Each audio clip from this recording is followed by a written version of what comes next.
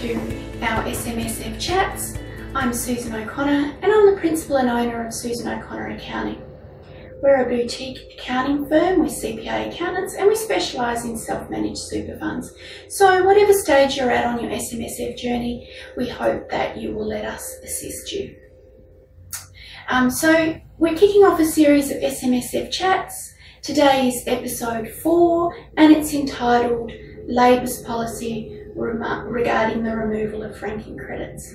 So by now you should all be aware that obviously Labor hoping to get in at the next election, and they've been quite clear about their policy of removing the refund of franking credits.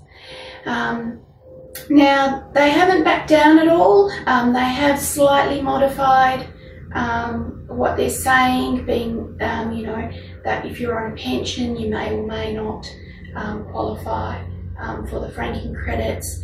There may be a small amount that's carved out. We don't know the detail yet, but certainly they haven't moved on their position. So it looks very likely that if Labor gets in at the next election that they're going to be looking at removing the franking credits or the refund of franking credits. And this is not a political video in any way. We really don't care who you vote for, but you need to be aware of the impact on your SMSF. So basically, franking credits, in your SMSF, as I tell my clients all the time, are very valuable. The reason being that a SMSF pays tax at 15% in accumulation funds phase, but once you move your benefits across to pension phase, basically the SMSF pays no tax. So if we have a look at the example of a dividend of $10,000, let's say for simplicity's sake that the franking credit is $4,000.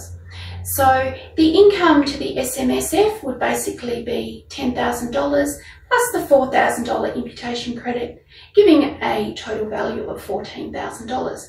Now if the SMSF is 100% in pension phase, of course they pay zero tax. The added bonus being that then, because there is zero tax payable, the franking credit amount of $4,000 is refunded in full. Now, and I'm going to put a link, you can have a look below, I'm going to put a link just talking about, basically there have been some estimates done, and the effect of removing the franking credits is looking to be a 9% difference. So it's basically going to reduce the funds that you have for retirement, that you've planned for, that you've strategized for, that you've worked for your accountant, you've worked out different strategies based on the evidence available. You're basically going to find that you have 10% less in retirement. And I'm also going to put a link to another article which is interesting. Of course, the removal of the franking credit refund is going to adversely affect those with lower balances, lower income in their SMSFs, and you can have a look at that article and it explains why. So, we have to consider whether that's a fair and equitable way to handle superannuation across the board.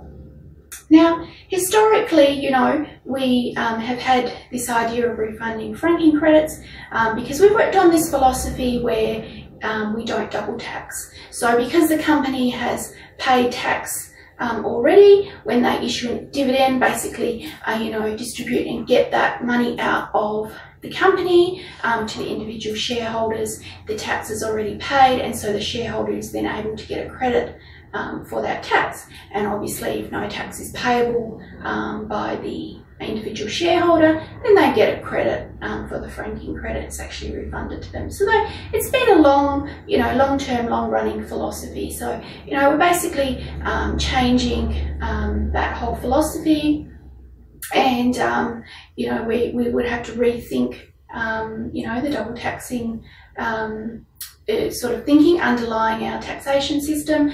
We have to think about the equitability of it, and we have to just think about the consequences, both intended and unintended. So we're looking at a 10% drop for those, you know, plan for their retirement.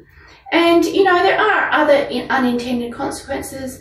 You know, if you look at the situation in an SMSF, if you're not going to get, you know, the franking credits from Australian dividends, then, you know, investors may start looking and investing in overseas assets, you know, where there's no benefit of the franking credit to take into consideration. So that may be an unintended consequence.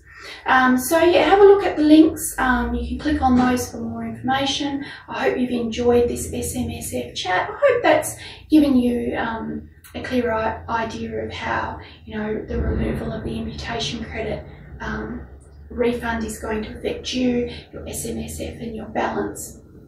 Now, what can you do about it? Of course, you can vote with your feet, and obviously, you know, spend some time.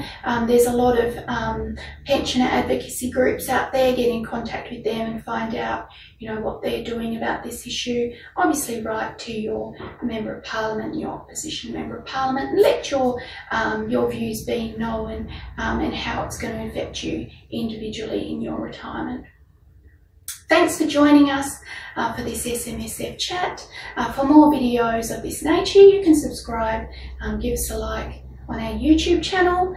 You can like our Facebook page. You can connect with me, Susan O'Connor, on LinkedIn. If you have any questions, of course, feel free to call me. Feel free to email me, susan@o'connoraccounting.com.au. You can go to our website, www.susanoconnoraccounting.com.au, for more information. And we are launching an exclusive SMSF newsletter with all the latest SMSF news and information. So you don't want to miss that. You want to stay up to date. So you can subscribe to that newsletter on our website. So thanks for joining me for this SMSF chat. I look forward to seeing you again, and have a great and productive day.